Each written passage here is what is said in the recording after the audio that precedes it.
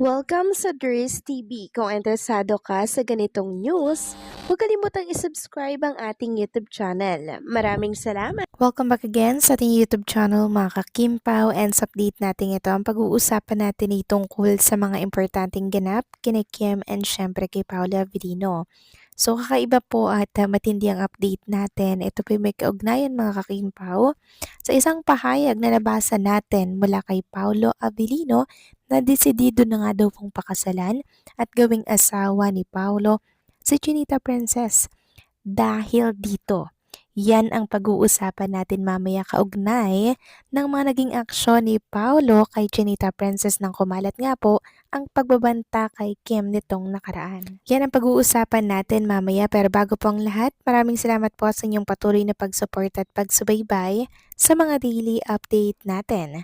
Kaya naman bilang pasasalamat, narito po ang isang napili kong komento patungkol ito sa naging previous update.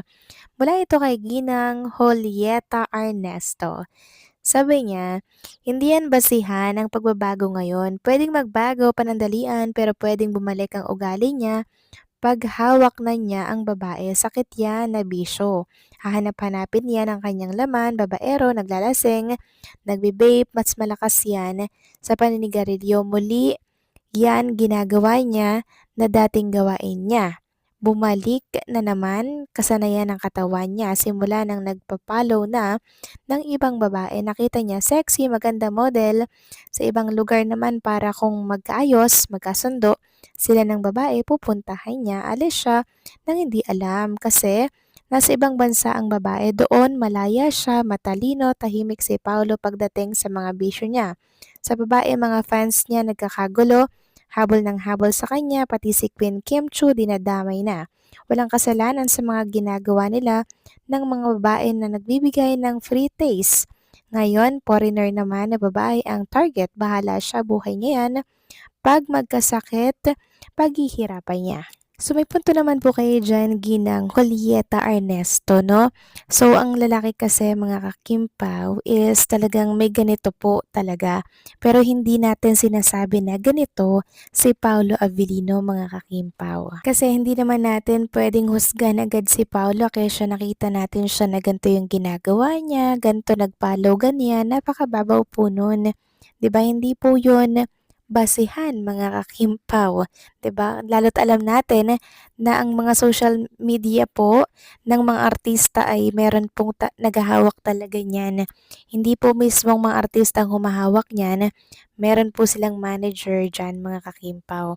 Kaya kung minsan may makikita kayong pinapalo or pinopost, huwag kayong 100% na maniniwalang siya mismo ang nag-post at nag-follow noon. Kasi sa nakikita ko naman kay Paolo, seryoso po siya kay Chinita Princess.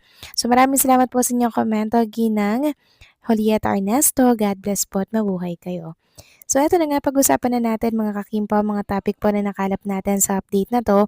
At unahin na nga nating pag-usapan ang tungkol dito sa naging aksyon ni Paolo Avellino nang mabalitaan niya po na may pagbabanta sa buhay ni Chinita Princess.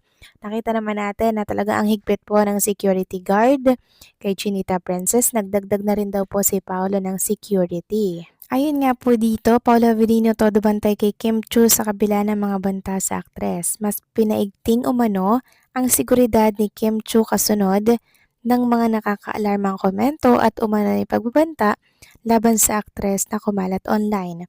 Matapos makarating sa kanyang supporters ang ilang pahayag na itinuturing nilang lumagpas na sa karaniwang pamabatikos. Marami ang nananawagan na maging mas maingat si Kim lalo na sa kanyang mga public appearances.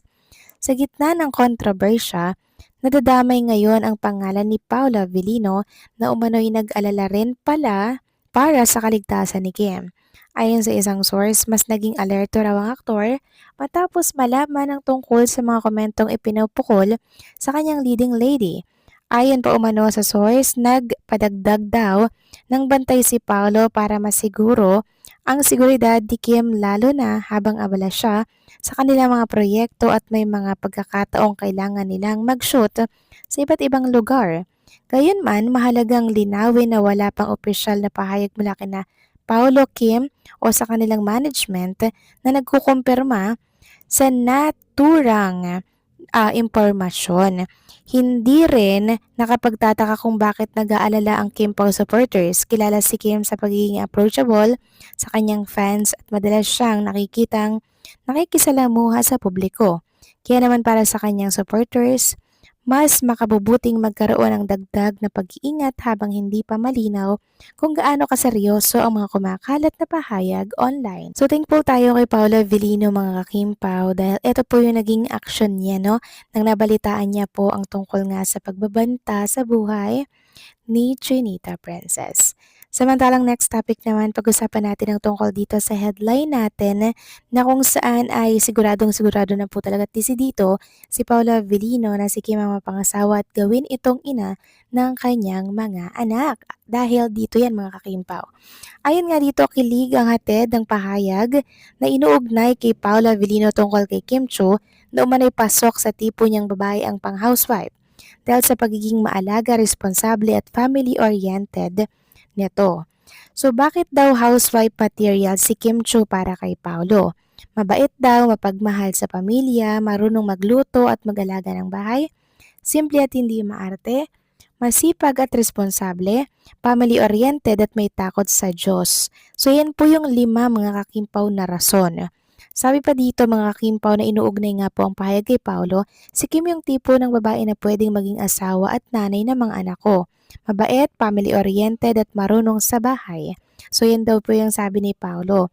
Sa ilang panayam, hindi na napigilan ni Paolo Avellino na ipahayag kung gaano niya hinahangaan si Kim Cho hindi lang bilang artista, kundi bilang isang babae na may values at katangiang hinahanap niya sa magiging katuwang sa buhay. So napakaganda po mga Kimpaw na makabasa po ng mga ganito, 'di ba? Na talaga namang desidido na si Paolo kay Chinita Princess na siya po ang maging ina ng kanyang mga anak or magiging anak, 'di ba? Kasi nakikita po talaga ni Paolo yung mga magagandang katangian kay Chinita Princess na wala po talaga sa iba mga kakimpaw, 'di ba? Sobrang hirap pong makahanap ng ganitong babae. Yun bang mapagmahal talaga sa pamilya, marunong rumespeto, marunong magluto at maglaga ng bahay, hindi po maarte, simple lang mga kakimpo at higit sa lahat, marunong pong makisama. Yan po yung unang-una mga kakimpaw na dapat ay kinoconsider, di ba? Bago tayo magdesisyon, 'di ba? Na ay siya na pala yung mapapangasawa ko, 'di ba mga kakimpaw?